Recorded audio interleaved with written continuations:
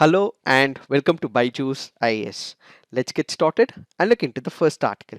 The first article says the Abraham Accords as India's West Asia bridge. The article here is speaking about Abraham Accords, how it is significant for India. Before we understand what this article is all about, let's have a brief idea with respect to the background. Back in the 1940s, you had many countries which were under the control of the British Empire. It was under the control of the French Empire as well. But after the Second World War, these countries became independent. One of the countries which also took birth after the Second World War happens to be Israel. But Israel was not able to have healthy relationship in the Arab world. Why? Because the Arab world also had hostile relationship with Israel. That is primarily because of Palestine and its sovereignty. So what they had was tussle and skirmishes, friction between all these countries. So Israel did not have good relationship with the Western Asian countries. In order to settle this dispute, in order to establish peace between Israel and Western Asian countries, what we had was United States of America started speaking to Israel, and one of the prominent countries of West Asia happens to be United Arab Emirates. So what happens? During the Trump administration, United States of America wanted to act as a peace establisher between Israel as well as UAE. So that agreement which enabled this peace agreement between Israel and United Arab Emirates is what is called as Abraham Accords. Further, another country also joined the proceedings as well. So what we have is a healthy relationship and agreement which was established between Israel as well as the Western Asian countries of UAE and Bahrain. That is what is called as Abraham Accords. So basically, this is one of the agreements which was orchestrated by United States of America, which is a cooperation agreement between Israel and UAE. Followed by this, Bahrain also followed the lead as well. What is the significance of this Abraham Accord? Now we have Israel.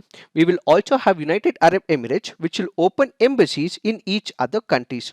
So what we will have, the hostilities will be reduced, and as a result, they would be in a much better position to enhance on the economic front. So whether it is in terms of tourism, whether in terms of trade, whether in terms of security, the friction that was present in the past will be comparatively reduced because of this cooperation agreement. With this accord in picture, you have some of the holiest sites which are located in Jerusalem.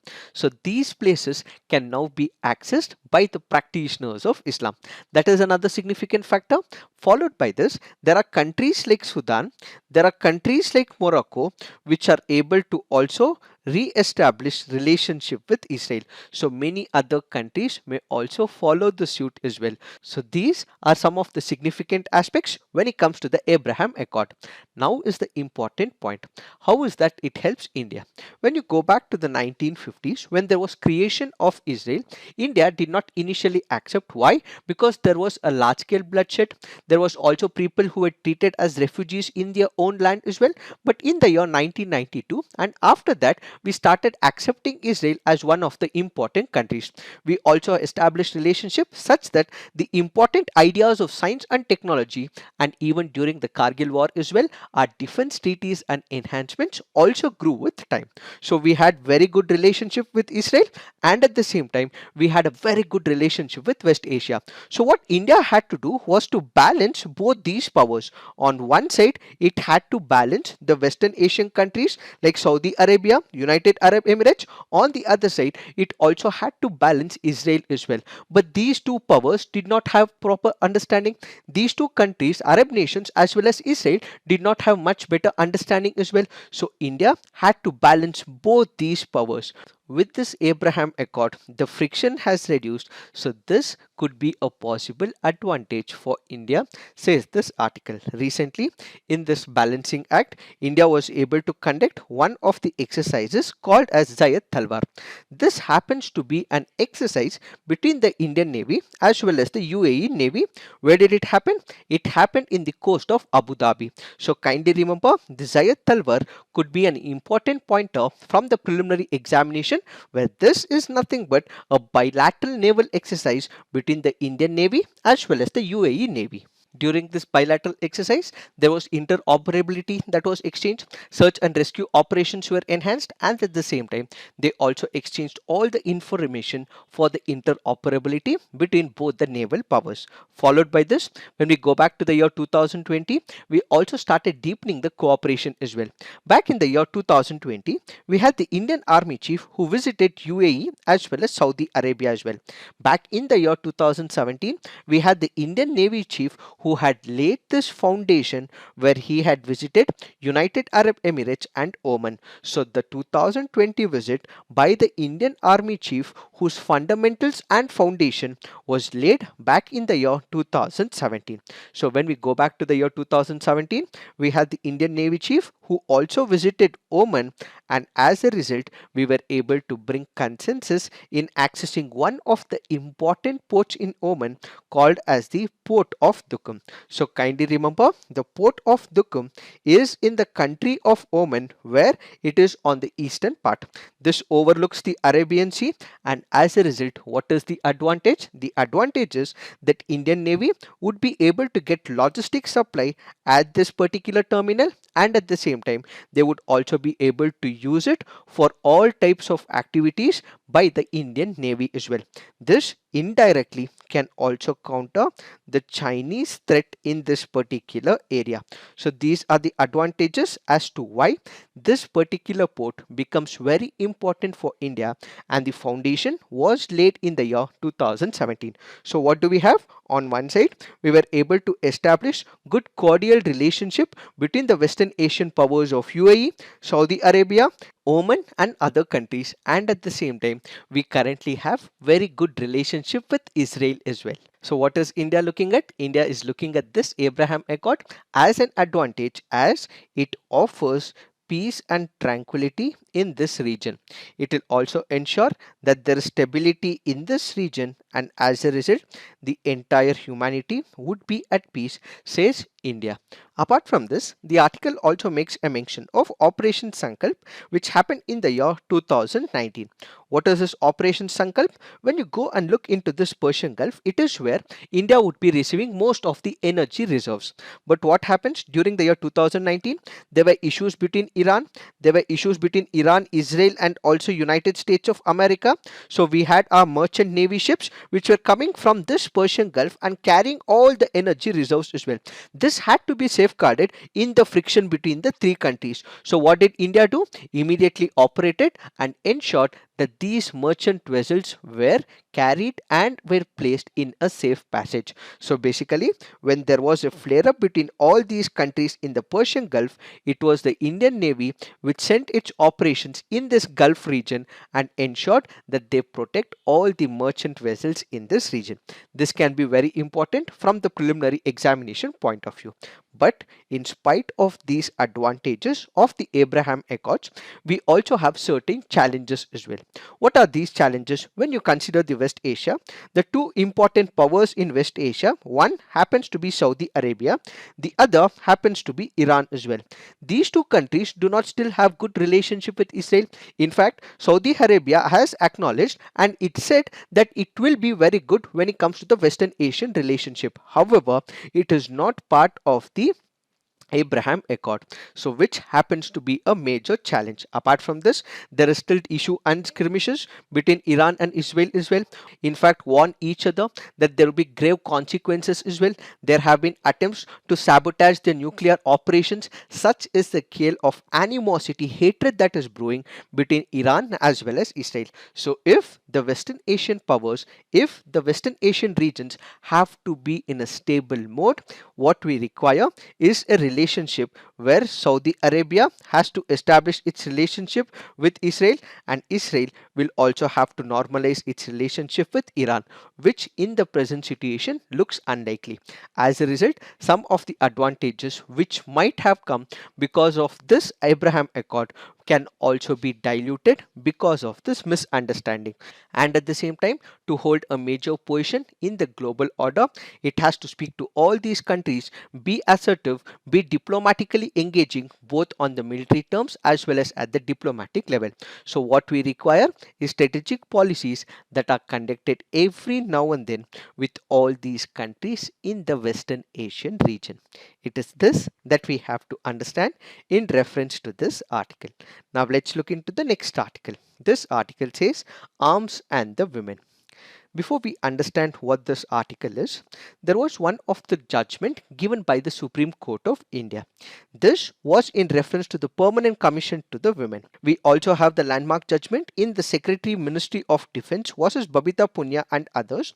Both of these topics have been explained in one of our videos where Supreme Court of India gave permission to the women at the army and the military level where they would be part of the permanent commission, and at the same time it also ordered that these women would also be able to take up combat leadership.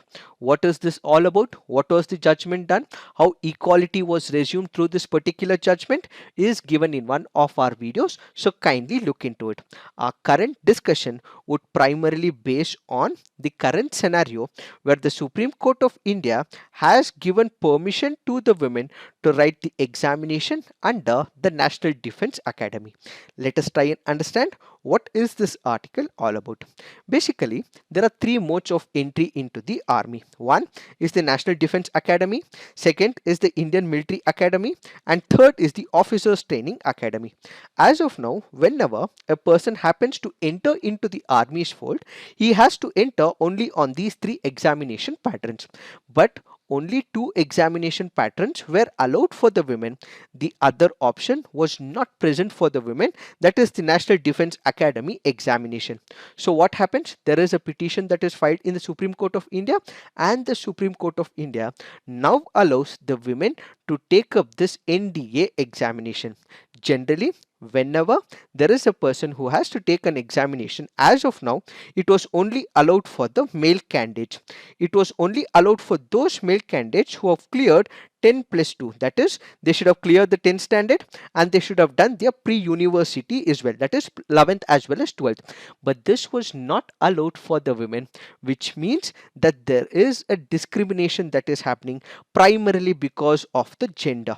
Because the women were not allowed to take up this NDA examination, a case was filed in the Supreme Court of India whereby the advocates representing this particular party went on to say that this is a violation of Article 14 where there is violation of equality, then there is violation of Article 16 where equal opportunities in matters of public employment were not given to the women, then there is violation of Article 19 which speaks about the practice of profession where these people, that is the women, wanted to enter the army, serve the country, wanted to write the NDA, but then this was not given to the women. So it means they were not entitled to the employment, which means they were not entitled to the provision of profession as well, which means there is violation of Article 19 and there is discrimination clause also present under Article 15, which means Article 15 is also getting violated.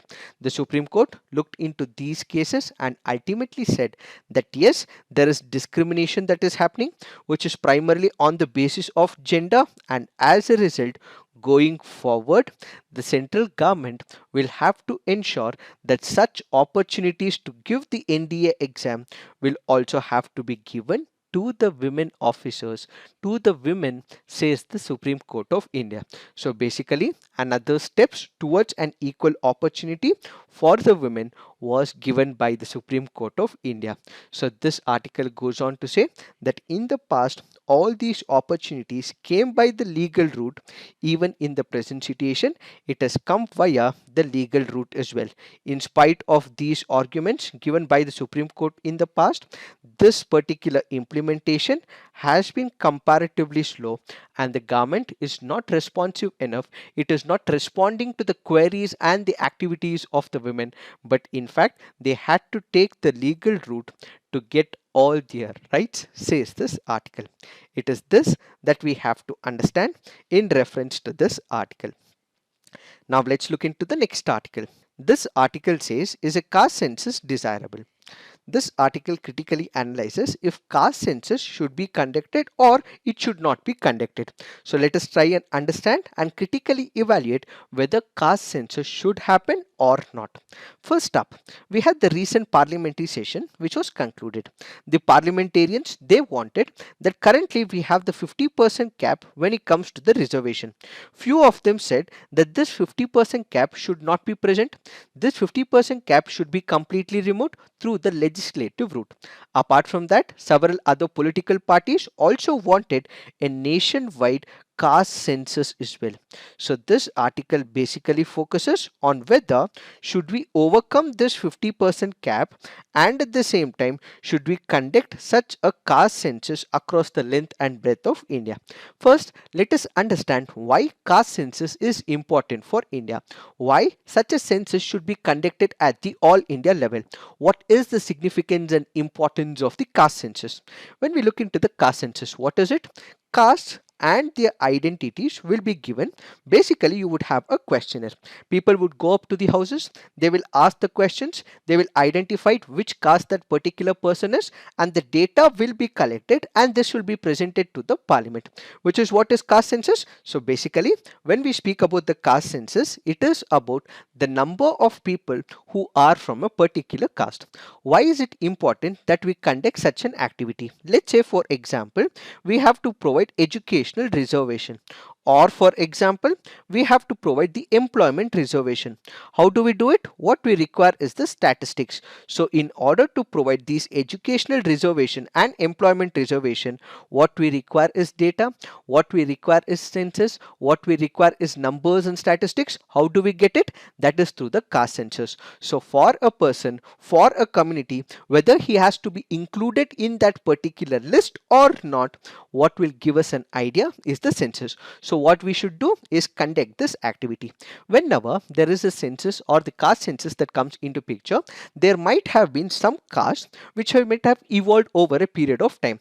This once upon a time, let's say 1 decade or 2 decades ago, was part of this caste census. They would have been given all the opportunities. So because of this opportunity given to these people, they might have evolved, they might have become rich as well, they might have been economically good as well. Now we have to identify such castes who are economically empowered and make them not part of this economic or the caste census. So basically, they have improved over a period of time, and as a result, we have to ensure such people are removed from all these provisions so that other set of people are provided the opportunities. So basically, for the past 1 or 2 decades, there might have been some caste, some community people who might have enjoyed all the reservations and economic benefits. Removing them because they are already economically empowered and ensuring that other sections of the people, other community people are added into this bracket can be done only by the caste census.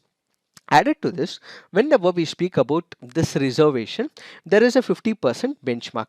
In few states as well, they have overcome or breached this benchmark as well. For example, in the state of Tamil Nadu, what we have is about 69% reservation. But this will also require quantifiable data as exposed by the Supreme Court of India. In most of the states, or in some states like in Maharashtra, there might be political appeal that the political parties may appeal to, which was also recently struck down by the Supreme Court as well. That is in reference to the Maratha reservation. So what happens is, what we require is the quantifiable data, but some of the political parties may not give this data and can give this particular reservation only for the political mileage and not as a basis for affirmative action. In this particular backdrop, they are only serving themselves, they are not working on the overall affirmative action. So again, what we require is the caste census so that we know what is the priority that we have to assign to that particular caste, and at the same time, if they require affirmative action, suitable measures can also be taken. Looking at all these arguments, we can say that caste census is important and should be taken up in India. These are one set of arguments. There are other set of arguments as well, which says that such caste-based politics, caste-based identities, caste-based census should not be conducted. Why? That is because if the numbers are given to the political parties will not look at the objective criterion of inclusive development. They might support only one caste whose numbers are great in that particular state. So basically, development of one caste happens irrespective of the other castes which are in the society. This is one set of argument. The other set of argument is given by Dr. B.R. Ambedkar. He says that there has to be annihilation of the caste. There has to be no caste at all. So what we require is equality irrespective of the caste. So we have to ensure that there is total annihilation of the caste, and as a result, if there are these caste census that are connected, what we will have is a myopic view about that respective caste, and as a result what we will have is the condition of subjectivity, and this subjectivity will lead to only one sector of the society developing at the cost of the other. Apart from this, whenever there is a caste numbers which are given, this will also help the politicians to divide and rule as well. This is what the Europeans did. This is what the Britishers did to India as well. But if this caste numbers are given out, there can be divide and rule politics, and ultimately the law and order problem, public order issue can also be exasperated in India. So the other set of arguments is that we should not be conducting these caste censuses at the all India level. Let's assume for a moment that permission is given. What are the challenges when it comes to the implementation of the census? When it comes to the collection of caste census, it is not easy. Why? Let's say for example there is a caste name. Let's say for example there is a specific caste. This caste, when it is uttered by the people, the spelling of this caste might also be different. Though they might follow a similar culture, they also have a same caste, but when people utter it, the pronunciation of that particular caste may vary, and the interviewer might take up new names for the existing caste. So what we are giving rise to is more number of castes when it comes to that particular region. Added to this, India is also home to humongous number of subcastes as well. So if a particular caste is not provided, which subcaste will be added as a new caste is another challenge. So basically the same caste is spelled in different ways at other times at different localities. So how will you put so many castes is one of the existing challenges. So this article goes on to say that in the present situation, yes, affirmative action is a necessity, but we have to make a progress towards a casteless society, basically to ensure that there is equal society, which is the ultimate goal for the state. It is this that we have to understand in reference to this article. Now let's look into the next article. This article says back to the basics. There was a preliminary report that was conducted by one of the organizations called as the LEGO Foundation. This LEGO Foundation is based in Denmark. What does it say? According to the LEGO Foundation, which is based in Denmark, it clearly goes on to say that children learn more with the peer interaction. They would be able to learn with good teachers. They would be able to learn the content with constant interaction between their fellow pals as well as with the teachers. But what is happening of late? Because of COVID-19, there is no interaction that is happening, but instead there is a one-way channel of interaction. The teachers are just explaining and the students are only listening. There is no interaction, or there is no interaction between the friends. So the amount of knowledge that they are gaining is less, says this survey. Apart from this, we also have UNICEF as well. According to UNICEF, it clearly goes on to say that children have to go back to the schools to learn more about the educational purposes. UNICEF is confirming this. LEGO Foundation is confirming this. So the same can also be applicable to India, says this article. So basically, when it comes to India, a student has to go to school for multiple reasons. What are these reasons? One, he would be provided the nutritional support. Whenever there is a student who goes to the school, he would be provided the food to eat under the midday meal scheme. So his nutritional needs are met. Apart from this, whenever he goes to the school, the very objective of educating the children is also met, and as as a result of which the dropouts of the student will also drop, and whenever they go to the schools they need not have to work, so the child labor will be reduced, and ultimately the abuse of the children is also reduced over a period of time. So when it comes to India, what needs to be done is that they have to go to school to meet all these criteria of nutrition, prevent the educational dropout and child labor and abuse, says the author.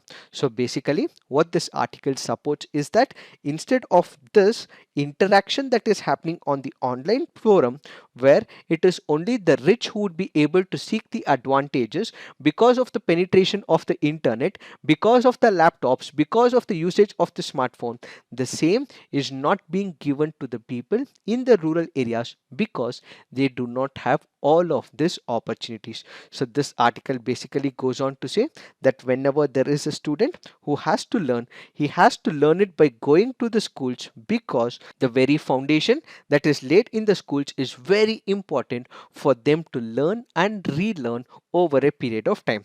Because we do not have the physical schools, we also have the online schools that are going up. Because the examinations are not happening on a period as well, what we are doing is promoting them. This promotion is happening on the basis of just giving them marks, and as a result number of students are not learning what they are supposed to learn.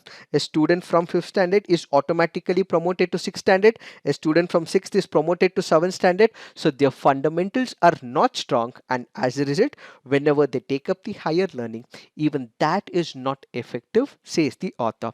So whenever there is a school education that is given to a student, this will help in objective building of his idea, but when it comes to this particular idea of online platforms, it is not helping the students, says this article.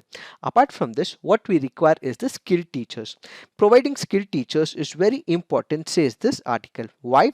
That is because when you go back and look into the present situation, you have the Anganwadi teachers who would be able to provide education to the underprivileged kindergarten students, but that is not the right attempt, says this article.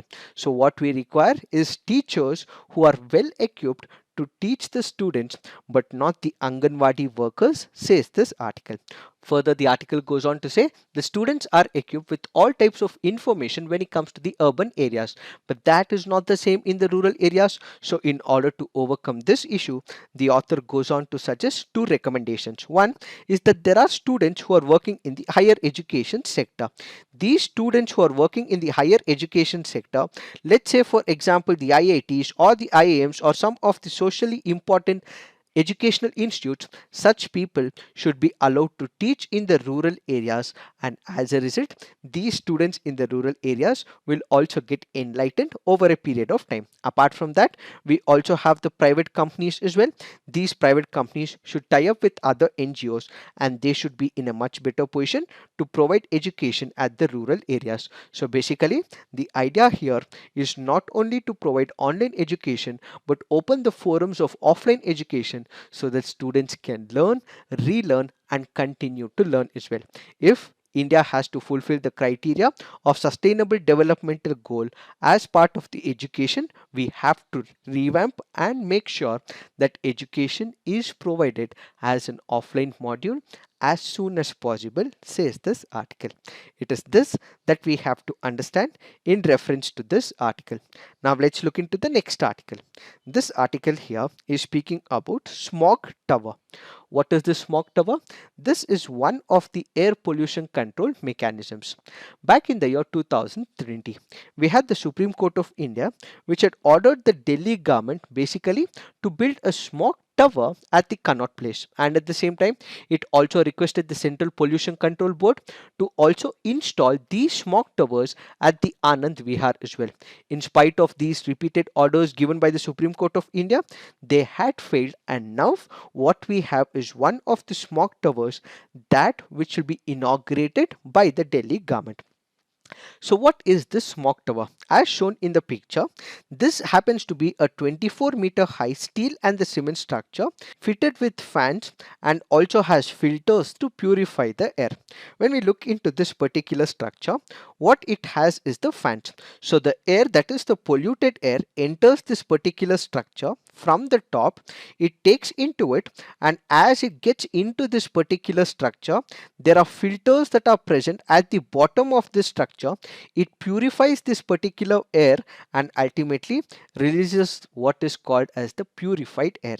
This tower is built at a cost of 20 crore, and 1000 cubic meter of air per second will be purified by the tower, and this will also trap all the particulate matter, draw in this polluted air, and ultimately release the purified air. This will help in curbing the pollution. So basically, with the smog tower in place in Delhi, we also have to make observational studies as well, whether the smog tower is really working, is it really cleaning the air. So all this will have to be taken up in the observational studies. If it is well and good, it has to continue in multiple other places, or suitable changes will have to be introduced to the smog tower so that it is able to curb the menace of air pollution in Delhi.